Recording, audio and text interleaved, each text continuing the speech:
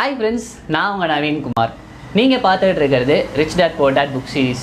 நம்ம இந்த புக் சீரீஸில் இதுக்கு முன்னாடி எபிசோட்ஸில் ஆசெட்னா என்னெல்லாம் டைப் ஆஃப் ஆசெட்ஸ் இருக்குது, எப்படி ஆசெட்டில் இன்வெஸ்ட் பண்ணுறது மூலிமா நமக்கு இருக்கிற பணப்பிரச்சனை எல்லாம் சால்வ் பண்ணலாம் அப்படின்ற மாதிரி விஷயங்கள் பார்த்துருந்தோம்.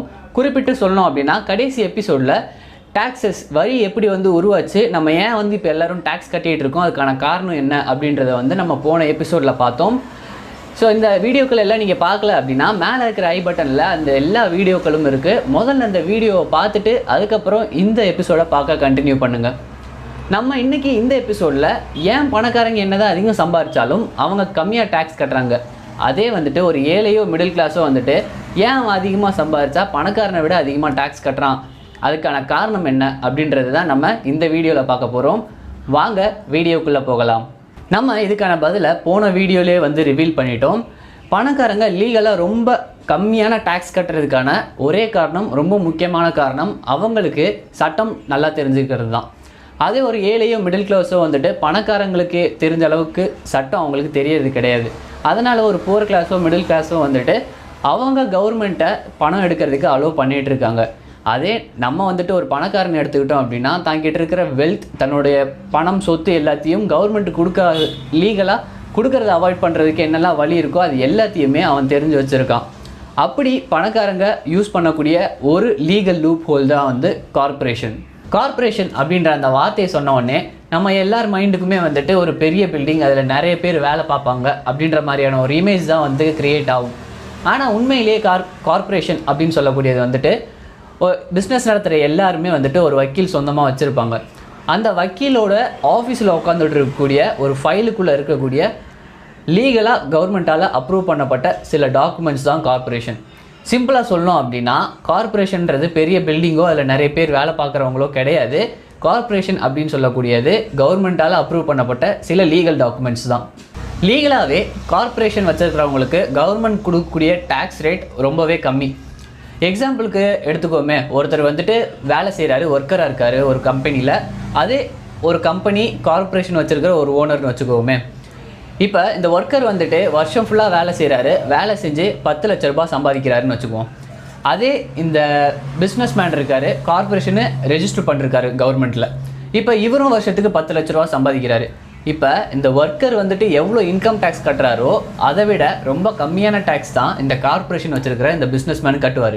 ரெண்டாவது லீகலான ஒரு விஷயம் என்னென்னா, ஒரு தொழிலாளி வேலை செஞ்சு சம்பாதிக்கிற ஒருத்தர் இருக்காருன்னா அவர் சம்பாதிக்கிற பணத்தை டேக்ஸ் கட்டினது போக மீதி எவ்வளோ பணம் இருக்கோ அதை தான் அவரால் செலவு பண்ண முடியும். அதே ஒரு பிஸ்னஸ் ஓனர் இருக்கார், அவர் கவர்மெண்ட்டுக்கிட்ட அவர் கார்ப்பரேஷன் அப்படின்னு சொல்லி ரெஜிஸ்டர் பண்ணியிருக்காருன்னா அவர் எவ்வளோலாம் ப்ராஃபிட் சம்பாதிக்கிறாரோ அது எல்லாத்தையுமே ஃபஸ்ட்டு அவர் செலவு பண்ணலாம். செலவு பண்ணது போக மீது எவ்வளோ பணம் இருக்கோ அதுக்கு மட்டும் அவர் டேக்ஸ் கட்டணும். மூணாவது விஷயமா பணக்காரங்க பண்ணக்கூடியது, நான் முன்னாடி சொன்ன மாதிரி தான், கார்ப்பரேஷன் வச்சுருக்கக்கூடிய பிஸ்னஸ் பண்ணக்கூடிய பணக்காரங்க எல்லாருமே அவங்க சம்பாதிக்கிற காசை செலவு போக மீத எவ்வளோ பணம் வருதோ அதுக்கு மட்டும் அவங்க டேக்ஸ் கட்டினா போதும். ஸோ இப்போ அவங்க சம்பாதிச்ச காசை எல்லாத்துலேயுமே என்ன செஞ்சாங்கன்னா அவங்க பிரித்து என்ன செய்வாங்கன்னா வேறு ஆசெட்டில் இன்வெஸ்ட் பண்ணுவாங்க. ஃபஸ்ட்டு கைண்ட் அது. ரெண்டாவது என்ன செய்யலாம் அப்படின்னு பார்த்தீங்கன்னா, அவங்க சம்பாதிச்ச பணம் எல்லாத்தையும் கொஞ்சம் ஆசெட்டில் இன்வெஸ்ட் பண்ணுவாங்க, மீதி இருக்கிற பணத்தை தன்னோட செலவுக்கு யூஸ் பண்ணுவாங்க. ஸோ இப்படி தன்னோட செலவுக்கு யூஸ் பண்ணுற எல்லா பணத்தையும் அவங்க கம்பெனியோட செலவு அப்படின்னு சொல்லி எழுதுறது லீகல் தான். இப்போ அவங்க புதுசாக ஒரு கார் வாங்குறாங்க அப்படின்னா அது கம்பெனிக்கான கார் அப்படின்னு சொல்லி கம்பெனி செலவில் எழுதிடுவாங்க. அதே மாதிரி தான் ஃபேமிலியோட வெளியே எங்கேயாச்சும் போய் சாப்பிட்றாங்க அப்படின்னா அது கம்பெனி மீட்டிங்க்காக போகும்போது ஏற்பட்ட சாப்பாடு செலவு அப்படின்னு சொல்லி கம்பெனியோட கணக்கில் எழுதலாம். இந்த மாதிரி தான் செய்யக்கூடிய எல்லா செலவையும் கம்பெனியோட செலவில் எழுத முடியும். ஸோ இதெல்லாம் செலவெல்லாம் போக மீதம் பணம் இருந்தால் தான் அவங்களால டேக்ஸே கட்ட முடியும். ஒருவேளை பணம் இருந்தாலும் அது ரொம்ப கம்மியாக இருக்கும், அதில் டேக்ஸும் கட்ட முடியாது. ஸோ இதனால் பணக்காரங்க எல்லாருமே எவ்வளோ தான் அதிகம் சம்பாதிச்சிருந்தாலும் அவங்க கையில் கடைசியில் பணம் இருக்க போகிறதில்ல. ஏன்னா அவங்க ஒன்று இன்வெஸ்ட் பண்ணியிருப்பாங்க, இல்லை செலவு பண்ணியிருப்பாங்க. ஆனால் அதே ஒரு மிடில் கிளாஸோ ஏழையோ எடுத்துக்கிட்டிங்கன்னா தான் சம்பாதிச்ச பணத்தை ஃபஸ்ட்டு கவர்மெண்ட்டு கொடுத்துருவார். அதுக்கப்புறம் மீதி இருக்கிற பணத்தில் தான் அவரால் செலவே பண்ண முடியும். பணக்காரங்க தன்னுடைய பணத்தையும் தன்னுடைய வெல்த்தையும் காப்பாற்றுறதுக்கு யூஸ் பண்ணக்கூடிய ஒரு சின்ன லீகல் லூப் ஹோல் தான் கார்ப்பரேஷன். இதை தவிர்த்து இன்னும் சட்டத்தில் நிறைய இடம் இருக்குது தன்னுடைய பணத்தையும் தன்னுடைய வெல்த்தையும் பணக்காரங்க ப்ரொடெக்ட் பண்ணுறதுக்கு. பணக்காரங்க யாருமே பணத்துக்காக வேலை செய்ய மாட்டாங்க. நம்மளும் ஏன் பணத்துக்காக வேலை செய்யக்கூடாது அப்படின்றத அடுத்த எபிசோடில் பார்ப்போம்.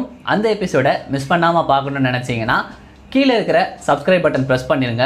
இந்த வீடியோ உங்களுக்கு யூஸ்ஃபுல்லாக இருந்திருக்கும்னு நான் நம்புகிறேன். இந்த வீடியோ உங்களுக்கு பிடிச்சிருந்துச்சுன்னா லைக் பண்ணுங்கள். என்கிட்ட ஏதாவது கேள்விகள் கேட்கணும்னு நினச்சாலோ இல்லை சொல்லணும்னு நினச்சாலோ கீழே இருக்கிற கமெண்ட் பாக்ஸில் லீவ் பண்ணுங்கள். உங்களை அடுத்த வீடியோவில் சந்திக்கிறேன். அன்டில் அண்ட் தென் உங்களிடமிருந்து விடைபெறுவது உங்கள் Naveen. Education is power, self education is super power. Thank you.